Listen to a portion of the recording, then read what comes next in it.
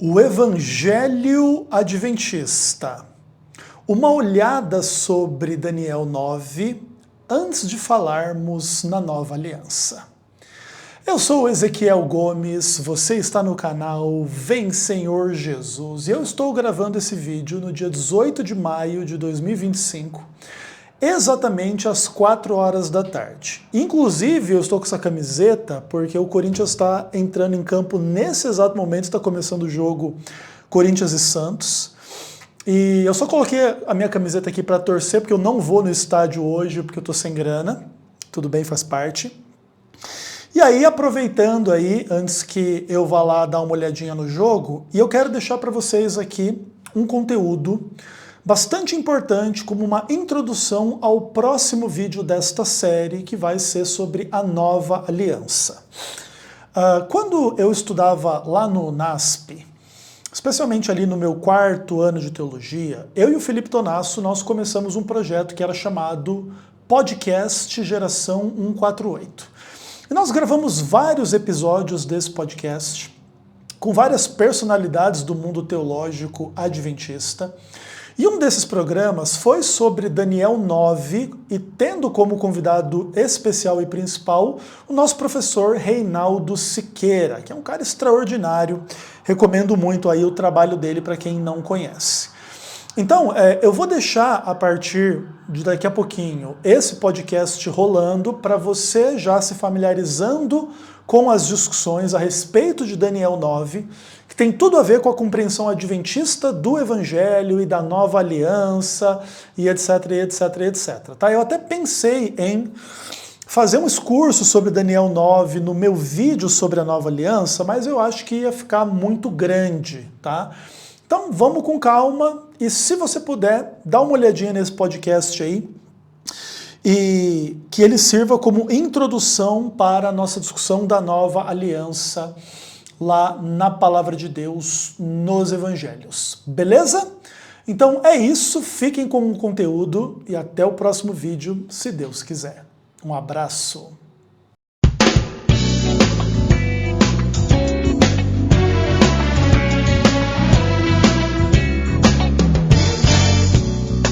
Olá, estamos começando mais um podcast Geração 148, esse podcast de número 8. Eu sou Ezequiel Gomes. Se você quiser me seguir no Twitter, clique lá, @VemSenhorJesus e siga-me. E se você quiser ter acesso a esses podcasts no meu blog, você pode acessar simvemsenhorjesus.blogspot.com. Eu estou hoje, excepcionalmente, sem o meu grande amigo Felipe Tonasso. Por motivo de força maior, não pôde estar conosco hoje. Mas se você quiser ter acesso a esses podcasts no blog do Felipe Tonasso, você acessa tonasso.blogspot.com. E se quiser mandar as suas opiniões pelo Twitter, @Felipe Tonasso. Bom, no último podcast nós gravamos sobre a filosofia das origens. E o Stefan Gustafsson, ele disse no blog do Tonasso o seguinte: criação ou evolução? Na verdade, creio ser tudo isso uma questão de fé. Não vejo ainda como leigo uma confirmação concreta e definitiva que defenda e comprove totalmente nenhuma nem outra posição, o que na verdade é muito bom a meu ver, pois desta forma temos a oportunidade de acertar livremente nosso Deus, por amor a Ele e não por meras provas científicas. Parabenizo o Dr. Naor, que tão bem expôs o tema. E me permito apenas fazer uma observação, pois vejo que muitas vezes os criacionistas usam termos muito técnicos de difícil compreensão para nós leigos. Embora percebi que no podcast isso foi controlado, gostaria de pedir um pouco mais de simplicidade, sem contudo perder a sua relevância e seriedade, a fim de que este conhecimento seja mais acessível a todos os irmãos. Parabéns pelos podcasts e sugiro aqui, como assunto para o futuro, a questão do Ministério da Música na Igreja. Acho até que o ocorrido envolvendo o Leonardo Gonçalves poderia ser abordado, pois gostaria de saber a opinião de vocês. Bom, aqui está a opinião do Stefan Gustafsson. Bom, Stefan, quem sabe um dia a gente consiga trazer o Leonardo Gonçalves aqui no nosso programa, para ele mesmo dar a opinião dele, eu, o Tonasso, e assim possamos construir um pouquinho dessa visão do Ministério da Música dentro da igreja, que é um tema muito relevante. A sua opinião será levada a cabo, com certeza, assim que pudermos, ok? Mas bom, hoje estou sem o meu colega e amigo Felipe Tonasso, mas trouxe aqui para discutir esse tema conosco Antônio Simão. Antônio Simão, seja bem-vindo, por favor, se apresente. Bem, me chamo Antônio Simão Cardoso Filho, sou estudante de teologia, estou no 4º ano agora. Que legal. Estou me formando e nasci em Barueri e estou retornando para a minha associação de origem, a Associação Paulistana. Que legal, bacana. E Antônio Simão, nós estamos aqui muito felizes pela presença de um convidado ilustre, Pastor Reinaldo Siqueira. Seja bem-vindo, obrigado por estar conosco. Conta um pouquinho, pastor, da sua trajetória, estudou aqui no Brasil, depois saiu, foi estudar um pouco fora. Conta brevemente um pouco da tua história, pastor. Ezequiel, tudo bom? Prazer estar com você aqui, com todos aqui que acompanham o blog Uma Geração 48. Sou de Mineiro, né? Governador Valadares, eu me tornei adventista aos 17 anos, fui para o colégio logo em seguida, quando tinha 18, para fazer teologia.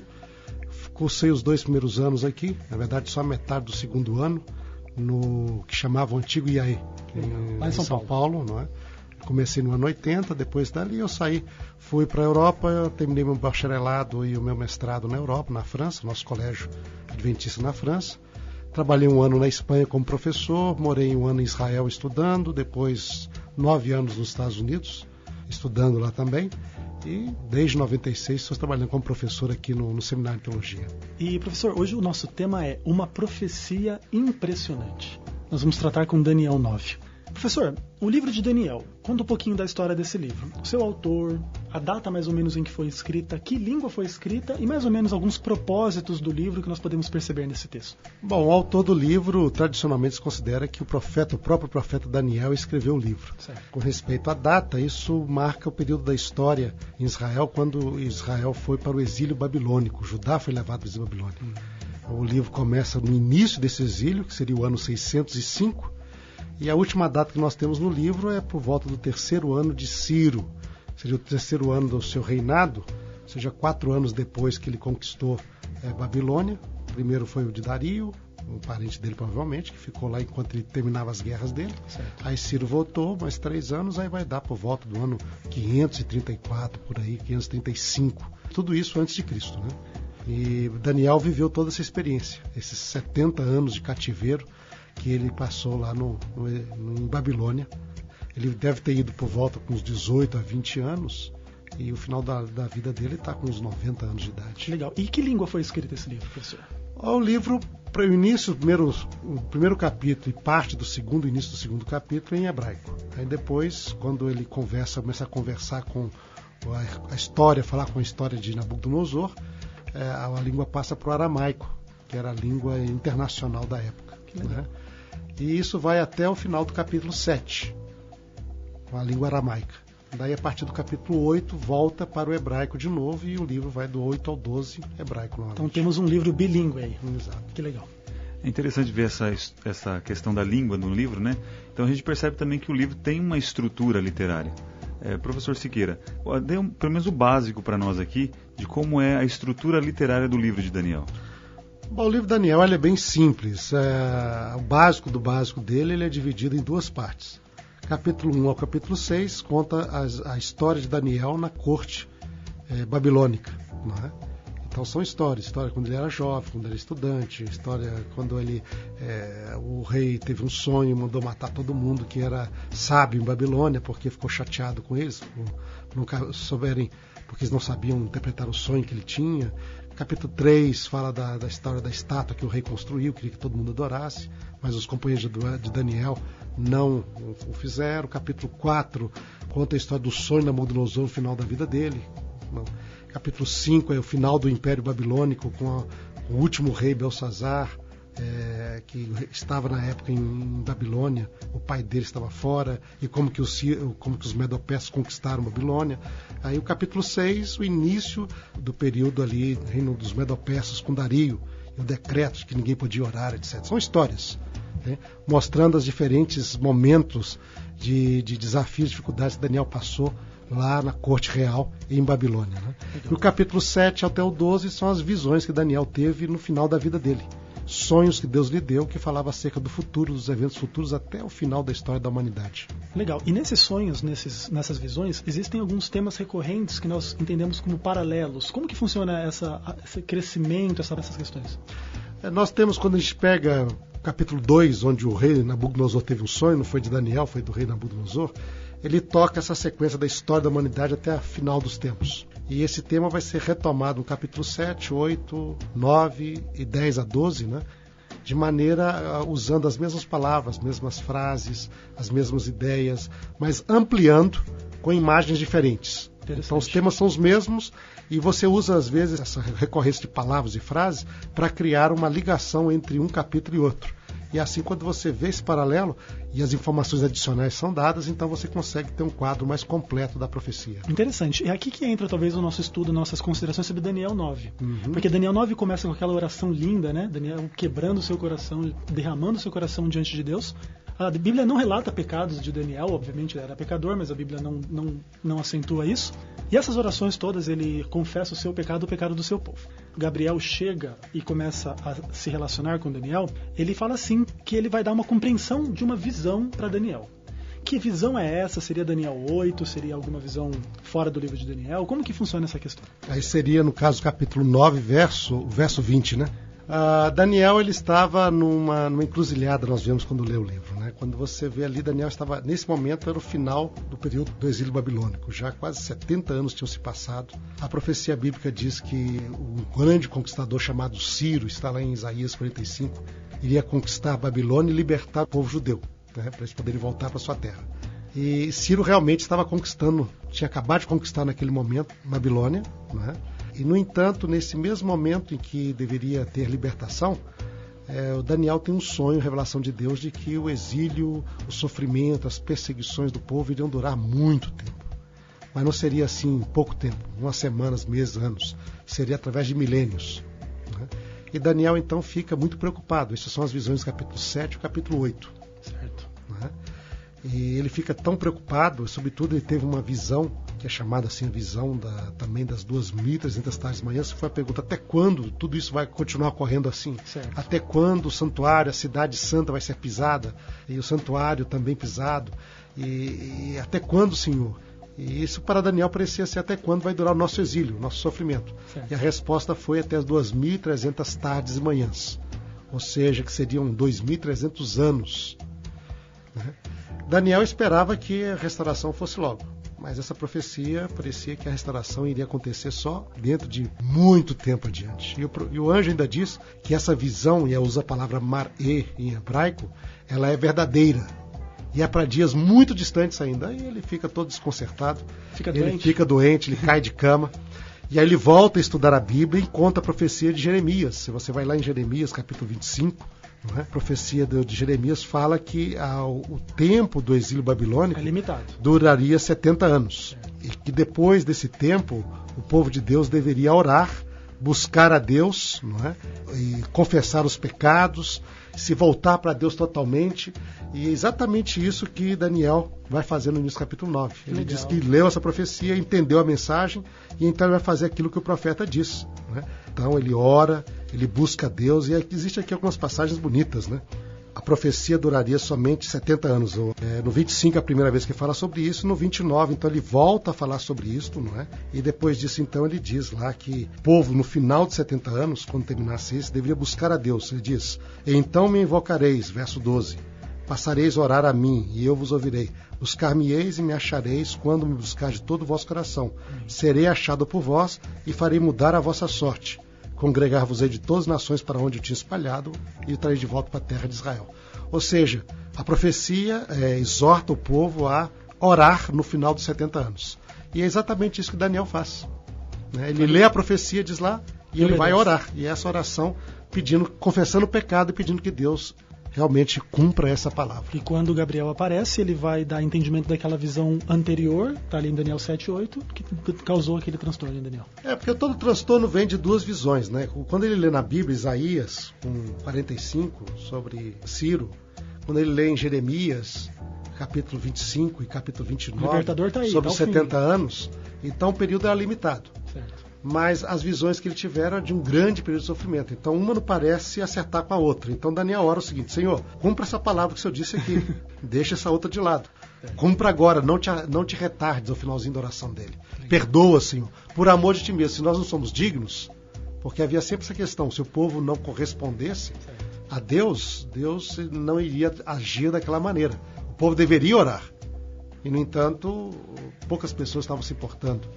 Na época, podia ser a mesma época do decreto capítulo 6, quando era proibido orar, como pena de morte para quem orasse. Então, Daniel, ele assume o risco todo disso. Se ninguém ora, eu oro. Se não é por nos nossos méritos, seja amor por ti mesmo, Senhor. Mas cumpre essa palavra. Restaura agora, não depois. Amém. Né?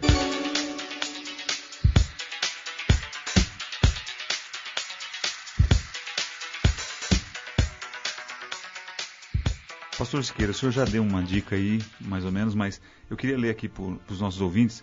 O versículo 23 do capítulo 9 diz assim: No princípio das tuas súplicas saiu a ordem e eu vim para te declarar, porque és muito amado. Considera, pois, a coisa e entende a visão.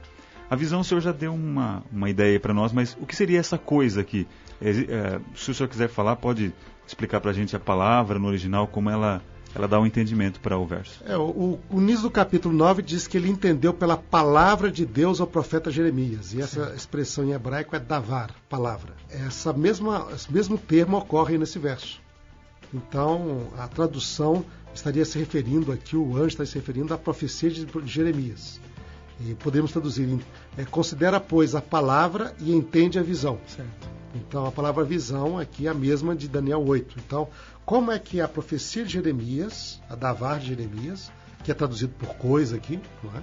Que no hebraico a palavra davar pode significar um objeto, pode significar uma palavra dita, pode significar uma coisa escrita, não é? Ou mesmo uma coisa vista. Então, o tema aqui é o mesmo. Então, considera, pois, a profecia de Jeremias e entende a visão. Como as duas coisas funcionam? Na verdade, está dizendo que uma não exclui a outra. Uma está interligada com a outra. Que legal. Professor, quando o anjo começa a explicar a profecia, ele diz: 70 semanas estão determinadas. O que significam essas 70 semanas? Olha, a pergunta dele, quando Daniel ele estava realmente no coração dele, parece, quando você faz a oração, parece que era simplesmente a restauração de Jerusalém. Certo. Mas quando você lê a profecia de Jeremias, eu creio que ele não se limitou simplesmente a Jeremias 25 ou Jeremias 29. Onde se fala das 70 semanas. Uhum. Na sequência, você ouve, lendo Jeremias, a profecia de Jeremias diz, depois que o povo voltasse do exílio, haveria uma nova aliança, haveria a vinda do Messias, haveria a solução para o problema dos pecados. Essa parte diz que o Senhor seria justiça nossa, não é? Nós seríamos restaurados, haveria redenção e salvação. Uhum. Então eu acho que Daniel, quando ele orou e diz, cumpre a tua palavra, cumpre a tua profecia, não era só o retorno do exílio, mas todo o plano de salvação que Deus tinha apresentado através do profeta. Aí, então agora, 70 semanas, o profeta diz, estão determinadas para começar a cumprir tudo aquilo que está dito na profecia de Jeremias, mas também na visão do profeta. Tanto no capítulo 7 e 8, quanto no capítulo 9 também. Exato, porque lá na visão falava de tempos difíceis, de perseguição. Então a mensagem aqui é uma mensagem agridoce, não é?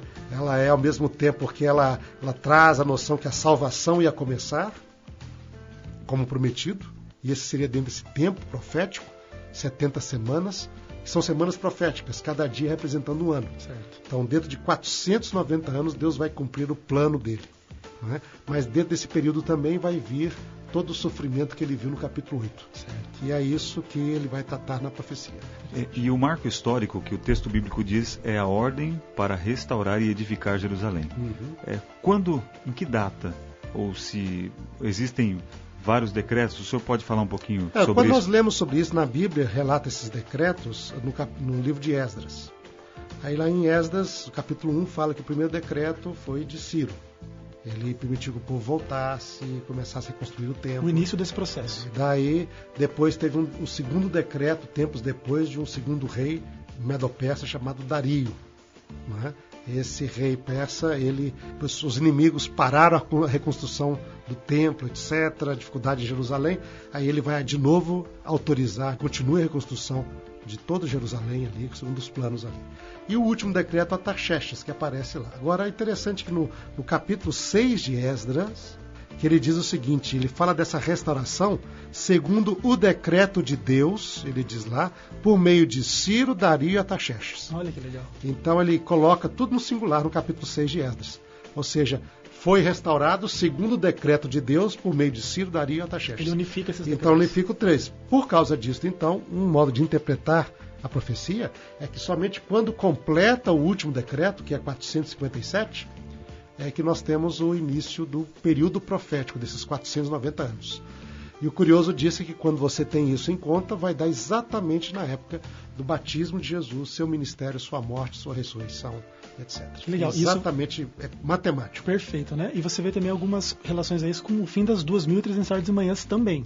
70 semanas foram separadas, cortadas. Verbo usado da ideia de separado de algo maior, Certo. de um total. E o total maior é exatamente as 2.300 tardes e manhãs, que são a visão que ele estava tentando entender. Interessante. Pastor, Daniel 7:24 descreve uma obra de cessar a transgressão, dar fim aos pecados, espiar a iniquidade, um pouco paralela àquela de Jeremias. Então, estamos tratando aqui da obra do Messias, esse que é o ungido de Daniel 9:26. Isso aqui é uma profecia messiânica? Então, lá no capítulo 9:24, então, quando começa a falar, a descrever essa obra, não é? Existem diferentes tipos de interpretações. Certo. Né? Uma bem comum no nosso meio, por exemplo, como adventista, é que os dois primeiros verbos falam acerca da obrigação do povo e os outros versos em seguida falam do plano de Deus. Certo. Mas os dois primeiros seriam a obrigação do povo, fazer cessar a iniquidade, dar fim à rebelião, etc. Né? Como o povo deveria estar no estado de consagração a Deus para que Deus cumprisse isso. Né? Alguns autores adventistas, no entanto, têm apresentado que essas palavras estão em paralelo. As primeiras 3 palavras, os primeiros verbos, todos são por 2 palavras. É um verbo expresso por 2 palavras, o outro por 3. E então elas não podem ser separadas assim. Nessa compreensão, que é uma outra compreensão também comum no meio adventista e outros cristãos, é que todo o verso 24 fala todo o verso do início do verso lá, da obra de Deus, fala acerca da obra de Deus, o plano de Deus, né? Então, aqui no capítulo diz assim: 70 semanas estão determinadas sobre o teu povo e sobre a tua cidade para fazer cessar a transgressão, dar fim aos pecados, a expiar a iniquidade. Essas são palavras, termos com 2 verbos, duas palavras somente. Para trazer justiça eterna, para selar a visão e a profecia e para ungir os santos santos. São 6 verbos. Né? Tudo isso representa o plano de Deus. E as 70 semanas são um símbolo do jubileu messiânico. Porque 70 vezes 10 ali, você tem, na verdade, 10 jubileus. Lembra que cada 50º ano é um ano do jubileu. Então, se você contar 10 jubileus, vão dar exatamente as 70 semanas proféticas e que replicam a semana da redenção que traria o Messias. E a ênfase dele o Messias viria para fazer isso, que é exatamente resolver o problema do pecado, cumprir a profecia e inaugurar o santuário celestial, ungir o santo dos santos. Tanto o sacerdote como o lugar do santuário celestial. E assim começar o plano da salvação de maneira efetiva, não é? Com já ele tendo pago tudo o que é necessário fazer.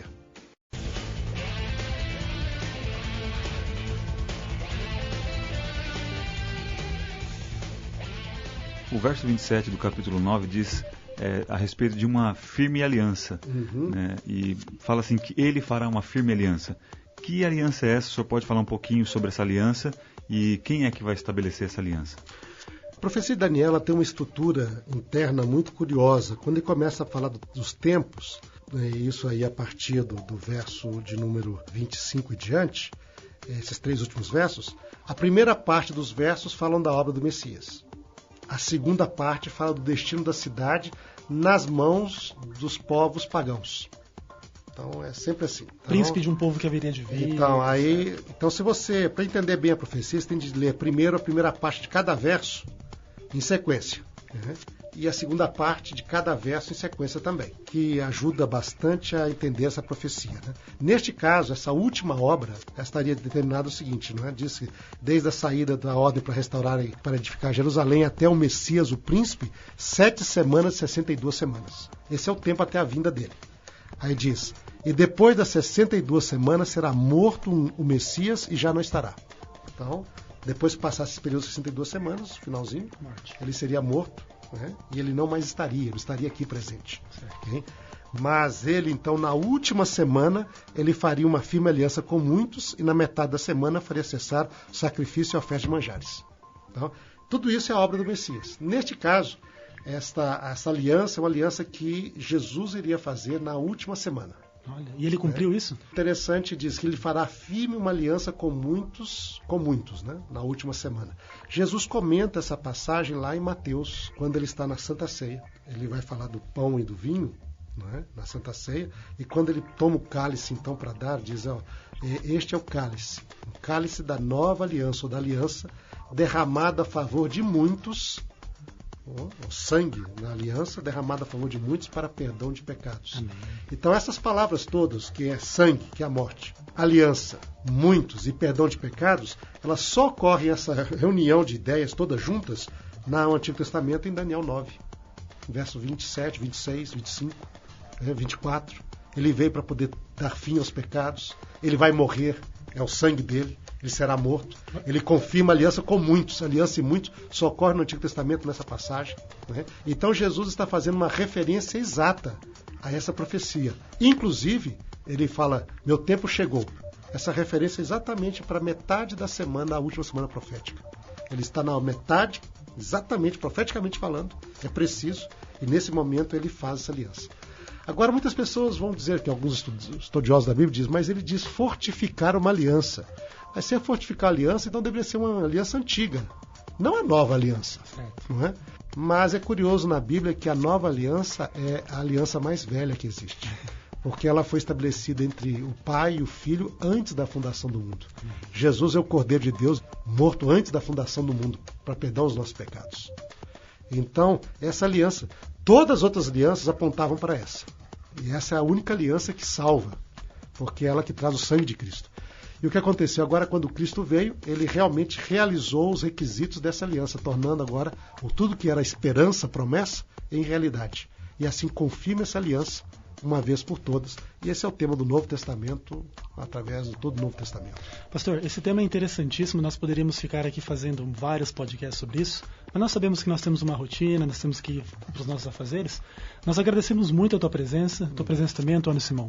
Muito obrigado. Prazer estar aqui. Que Deus possa abençoar mesmo. E deixa uma palavrinha final, professor, de repente indica alguma literatura que você de repente conheça a respeito do livro de Daniel ou dessa profecia, e deixa uma palavra final para os nossos ouvintes também. O livro de Daniel é um livro extraordinário. Realmente, talvez é um dos livros mais assim, impactantes da Bíblia, porque Deus nele deu precisão profética, com tempo. Chega a ser o ponto, às vezes, de ser preciso na questão de hora e minuto, mostrando que Deus existe, a história da Terra está sob o controle dele, e que ele vai cumprir, já cumpriu muito da sua vontade, irá cumprir até o fim. Então eu recomendo aos ouvintes do nosso podcast aqui, que possam ler livros sobre Daniel. Na nossa Igreja Adventista nós temos vários livros sobre Daniel. O Anderson, o livro mesmo, os livros Profecia de Daniel, você tem Comentário Bíblico Adventista, tem a Maxwell com as Profecias de Daniel, não é? Há um excelente livro agora que ainda não está em português, mas é do Jacques Ducan com as Profecias, o Segredo de Daniel em espanhol, muito bom, não é? Então vale a pena estudar, conhecer, porque sem dúvida você ficará fortificado na sua fé e verá um Deus cuja mão está dirigindo a história, nas mãos de quem nós vivemos, existimos e andamos, como diz Paulo. E ele vai cumprir sua vontade no tempo determinado por ele. E nós podemos ter certeza disso. Amém. Muito obrigado e um abraço.